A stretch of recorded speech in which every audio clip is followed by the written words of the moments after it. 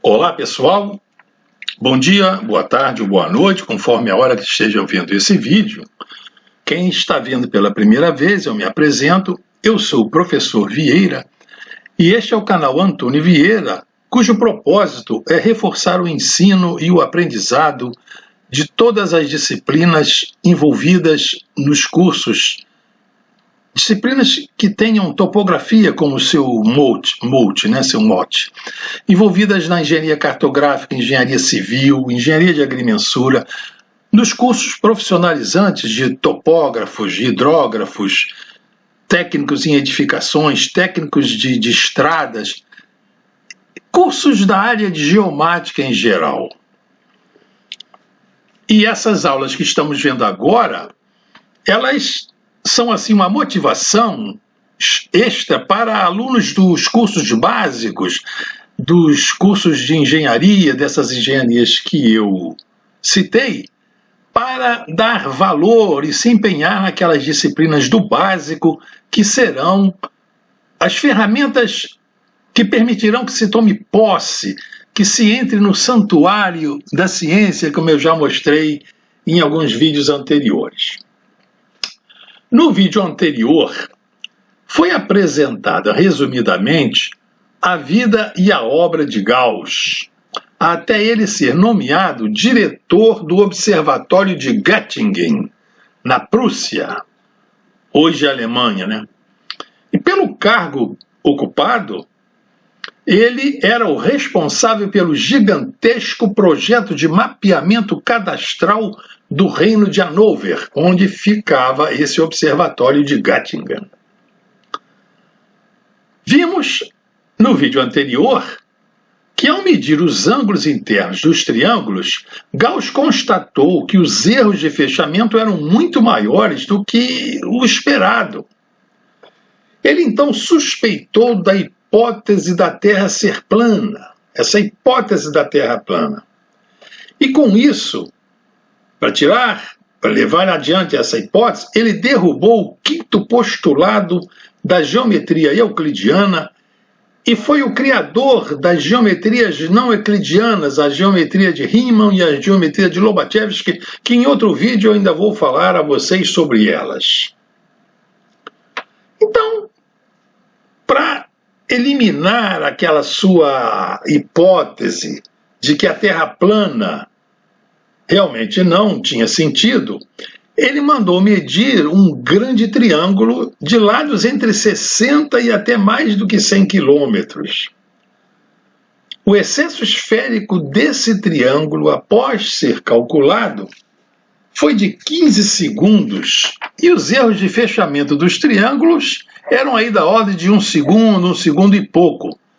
Então, realmente, ficou provado que a Terra era curva. Aqueles ângulos medidos com teodolito entre as direções que formavam os triângulos eram ângulos esféricos e não ângulos planos.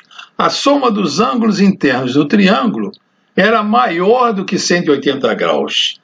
E essa quantidade que excedia os 180 graus era o excesso esférico, era uma quantidade que se poderia calcular, não se tratava de um erro.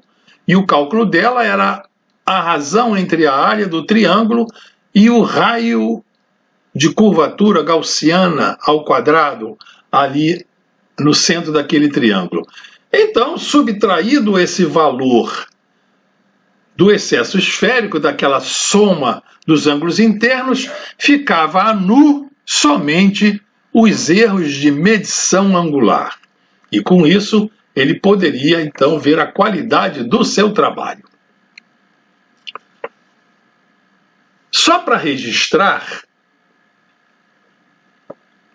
Gauss criou nesse trabalho de implantação da triangulação que ele estava fazendo ali, e até para discutir essa questão dos erros acidentais, da medição daqueles ângulos, ele criou a distribuição normal de erros.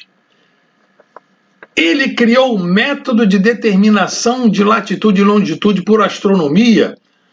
Esse método que ele criou, ele determinava simultaneamente a latitude e a longitude quando na época, desde de Cassini I, desde os grandes descobrimentos, lá pelos portugueses, desde dos gregos, né, a latitude era determinada isoladamente.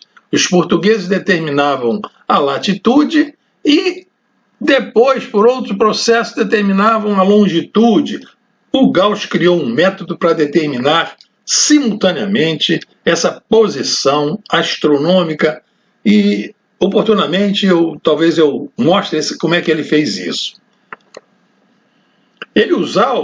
Nesse método, ele usava vários pares de estrelas antes e depois delas cruzarem o meridiano do lugar. Nessa quantidade de estrelas que ele usava, ficava sendo formado um sistema de equações, ele criava um sistema de equações lineares superabundante. As incógnitas eram latitude e longitude, essas duas incógnitas, né? Então, através do método dos mínimos quadrados, ele fazia esse ajustamento. O ajustamento é a condição necessária, essa superabundância de observações é a condição necessária para que se possa aplicar o método dos mínimos quadrados. Então ele aplicou esse método dos mínimos quadrados, criado por eles, e assim ele determinava o erro mais provável dessas observações.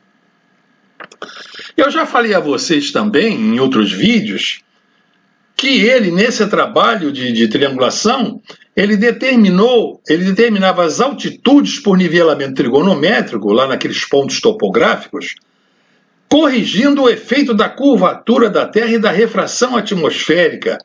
Para correção da curvatura, para correção da atmosfera, da refração atmosférica, ele determinou o coeficiente de refração K, aquela razão entre o raio da Terra e o raio da luz, como eu já mostrei em outros vídeos que estão aí na nossa playlist. Convido a vocês para visitá-la.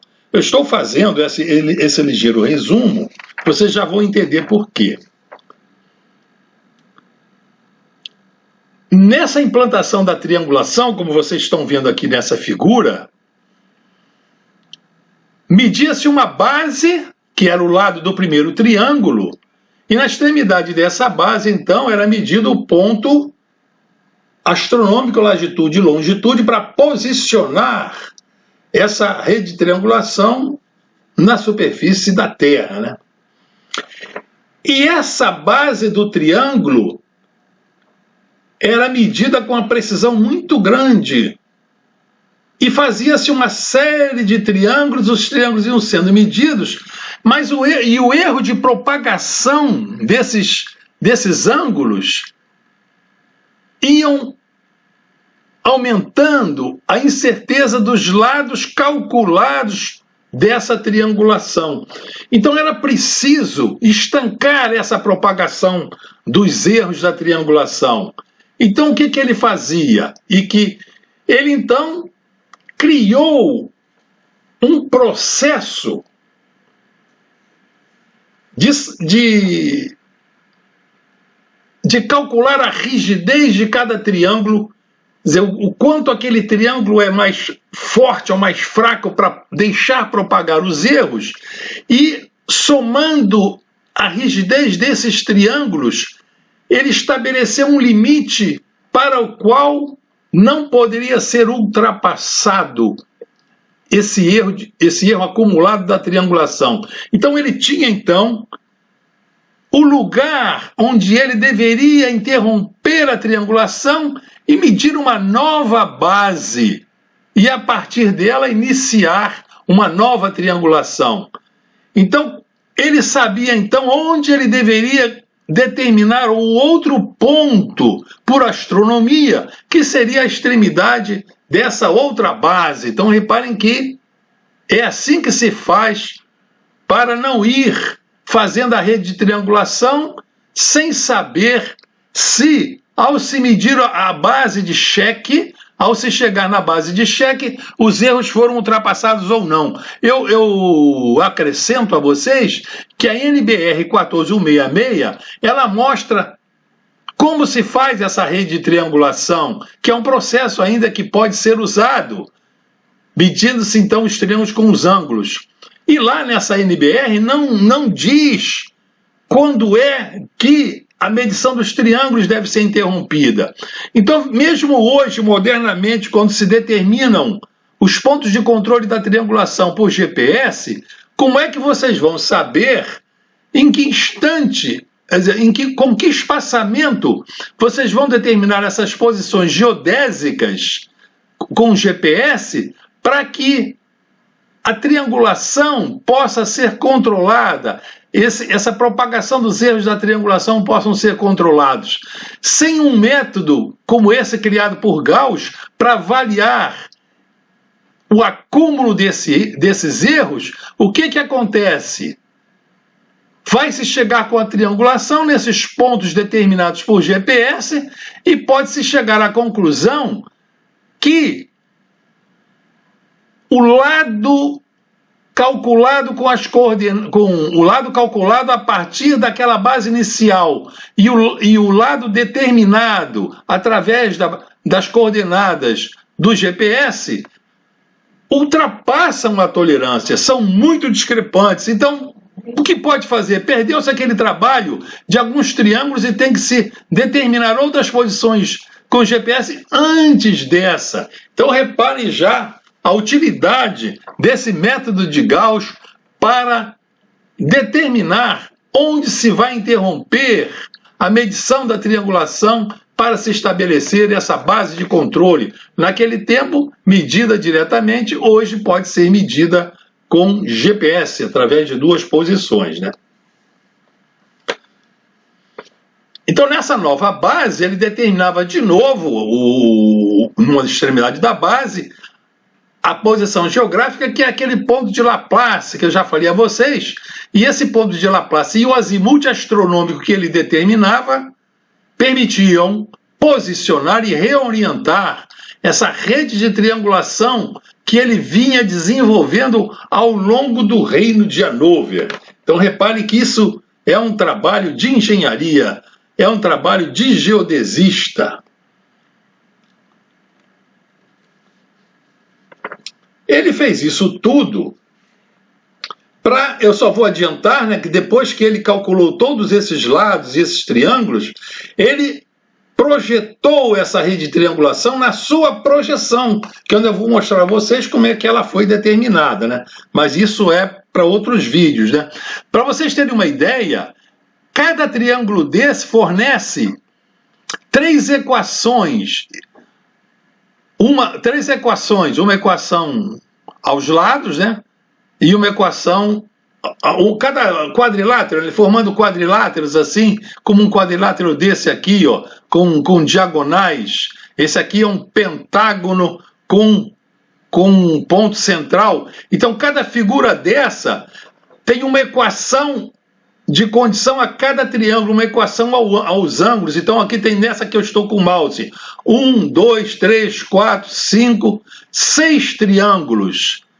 Então, com 3 equações aos ângulos, teríamos aqui 18 equações lineares para ser resolvida, para calcular os erros de fechamento. E cada triângulo desse dava uma equação aos lados. Então, são 6 equações aos lados. Então, 18 aos ângulos com 16 aos lados, são 24. Só nessa figura.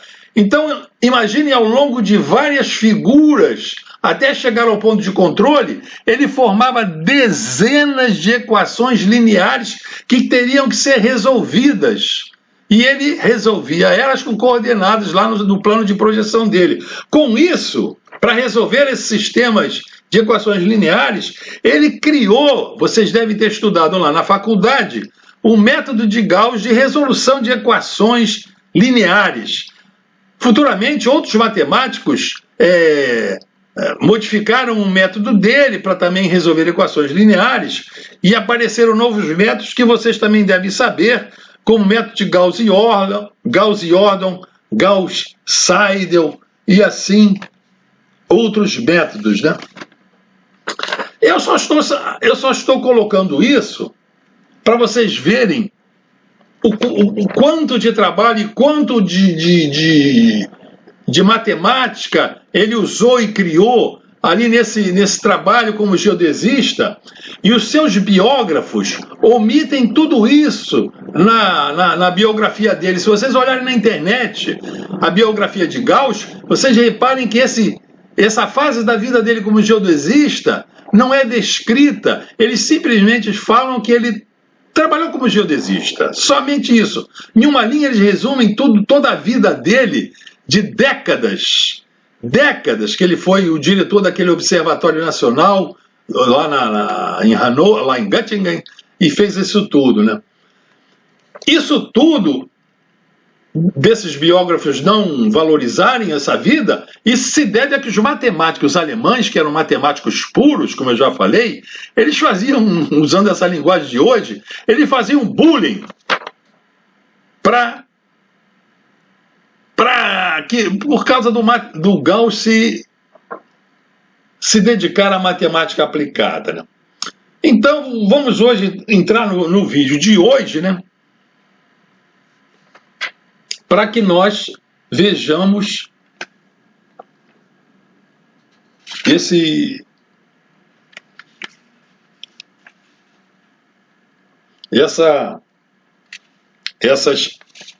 essas noções, né? Então, nesse vídeo de hoje, nós vamos ver como é que o Gauss se aprofundou nos estudos acerca de curvatura da Terra. Para fazer um vídeo só, ele ficaria muito longo.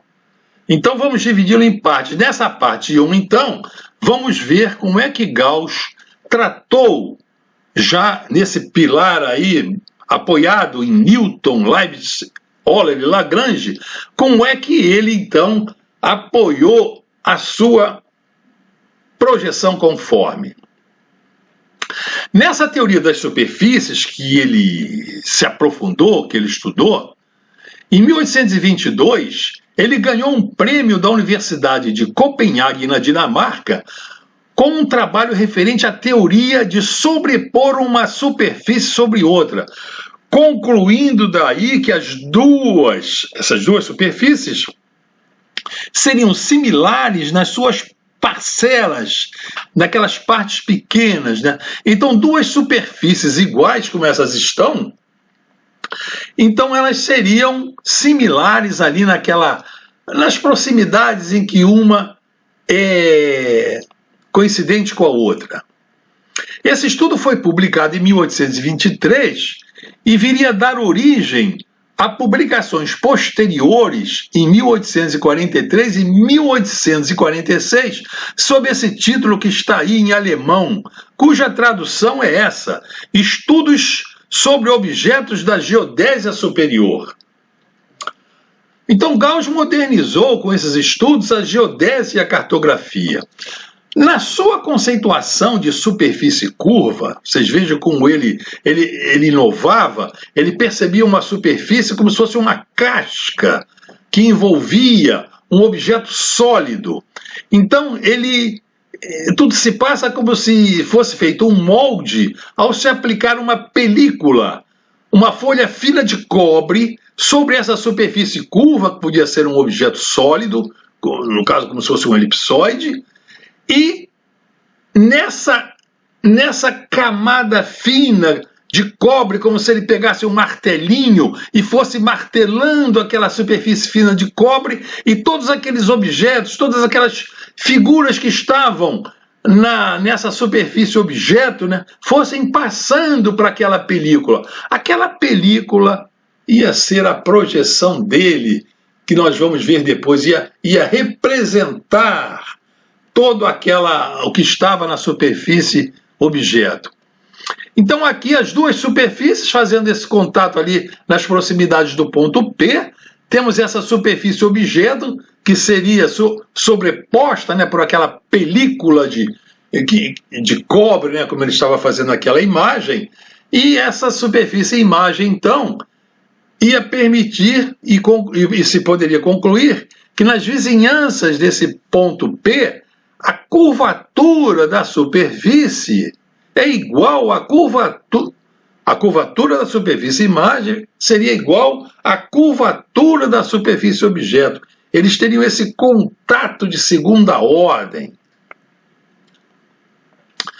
O cálculo da triangulação foi realizado sobre a sua superfície e imagem. Agora, como é que se poderia associar matematicamente, como é que se poderia caracterizar em termos matemáticos essa superfície imagem à superfície objeto? Associando os respectivos invariantes de cada uma dessas superfícies. Invariantes? O que são invariantes? Os invariantes são as coordenadas naturais de uma superfície. Como assim? Acompanhe esse raciocínio. Se uma curva é definida em relação a um sistema de coordenadas retangulares, vocês já viram isso na geometria analítica, quando estudaram, a equação dessa curva se modifica quando ela é deslocada naquele sistema de coordenadas que está definido ali. Entretanto, sua forma permanece inalterada, mas nem sempre é fácil identificar, olhando aquela equação que representam as curvas, se elas representam a mesma curva, uma equação na superfície imagem e outra equação na superfície objeto. No caso, essa superfície imagem ou objeto seriam as duas curvas movimentadas, deslocadas nesse sistema de projeção. Estou fazendo uma analogia no plano, no R2, o que depois vamos ver no R3. Um exemplo. Vejam essa circunferência de centro com coordenadas A e B, um raio R e um ponto XY qualquer nessa circunferência. A equação dessa circunferência referida a esse sistema de eixos ortogonais XY tem esse jeitão. x2 mais y2 menos 2ax menos 2by mais a2 mais b2 é igual a r2. Tem curvas com equações mais complexas do que essa nesse sistema de coordenadas. Entretanto, se nós fizermos que essa curva seja representada por um sistema de eixos com centro na sua origem, em outras palavras, é como se essa curva fosse deslocada para que seu centro fosse colocado na origem desse sistema XY. É um movimento relativo. Como seria a equação dessa curva referida a esse novo sistema de coordenadas? É essa aí, muito mais simples. x2 mais y2 é r2, que qualquer estudante lá do segundo grau identifica logo que isso é a equação de uma circunferência de raio R. Então, conceituando, vamos conceituar, coordenadas naturais de uma superfície como sendo seus invariantes numa transformação. Invariantes. O nome invariante já está dizendo coisas que não variam. Não variam quando a equação passou de uma posição no plano cartesiano para outra, ali no R2, e no R3 a mesma coisa. Existem algumas quantidades, algumas grandezas que não variam ao se fazer essa transformação. Essas quantidades, esses invariantes, eles caracterizam a superfície ou a curva independentemente do sistema de coordenadas adotado. Então, essas grandezas são as suas coordenadas ou invariantes. No caso daqui de superfícies ou de curvas, o comprimento de um arco é um invariante na superfície ou na curva. E a curvatura dessa superfície ou dessa curva também não varia. Qualquer posição que esse arco tiver, a sua curvatura e o arco sobre ela vão ficar sempre os mesmos, não vão variar. Então aqui, nesse nosso exemplo, que temos essa circunferência, se nós tivermos esse arco S como sendo definido nessa circunferência,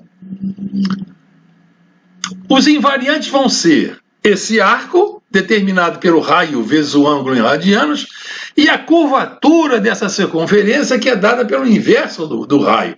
Qualquer que seja a posição que essa circunferência ocupe, nesse plano de coordenadas x e y, a sua equação vai variando, mas esse arco e a curvatura dessa circunferência permanecerão invariantes, não vão variar com a mudança do sistema de coordenadas. Esse é o conceito de invariantes. E essas são as coordenadas naturais que o Gauss achou. Agora, antes de Gauss, Euler e Lagrange já sabiam disso. Por isso que eu botei naquele nosso primeiro slide, segundo, aqueles pilares que Gauss se apoiou em cima daquela base de Leibniz, nesse caso, Lagrange e Euler. Eles já usavam comprimento de arco de curvatura como coordenadas intrínsecas. Euler também fez essa generalização da construção de cartas lá naquela ocasião do século XVIII. Lagrange também fez. Então eles usaram essas coordenadas naturais, como eu vou mostrar a vocês. Nesse livro que eu coloco aqui, em alemão, que mostra esse trabalho de Lagrange, feito em 1779, e Gauss, que fez esse seu trabalho, esse estudo das superfícies em 1822, esse trabalho, que está escrito aqui em inglês, Iber, eu não sei ler em inglês, não, em alemão, Iber eu não sei ler, mas é alguma coisa a respeito de projeção de cartas, está aqui nesse título, Carter Projection, projeção de cartas, como fazer cartas geográficas. Essa publicação está disponível, ela está lá em Leipzig, na Alemanha, armazenada, e foi digitalizado, esse trabalho foi digitalizado pela Universidade de Toronto, no Canadá, e está disponibilizado na internet. Então, um inscrito meu, num comentário do vídeo passado, perguntou-me como é que ele poderia ter bibliografia para pesquisar. Essa é uma delas. Eu lá disse uma outra, elas estão assim isoladas, mas atrás de uma vem outras. Pode pegar essa aqui que você vai ver muita coisa que eu estou falando. Então, senhores, chegamos ao fim deste primeiro vídeo, dessa parte 1. E vamos querer saber, né, como é que Gauss estabeleceu a expressão dos comprimentos dos arcos das superfícies em termos das coordenadas polares. Isto está naquela bibliografia, nesse livro que eu ainda há pouco mostrei a vocês, que a Universidade de Toronto digitalizou e disponibilizou na internet. Eu vou mostrar isso na segunda parte desse vídeo. Obrigado por assistirem esse vídeo e não perca o próximo vídeo. Senhores, se gostaram desse vídeo, deem seu like, compartilhem ele com seus colegas. Se não estão inscritos, se inscrevam nesse nosso canal para fortalecê-lo. Então, até o próximo vídeo e até a vista, pessoal!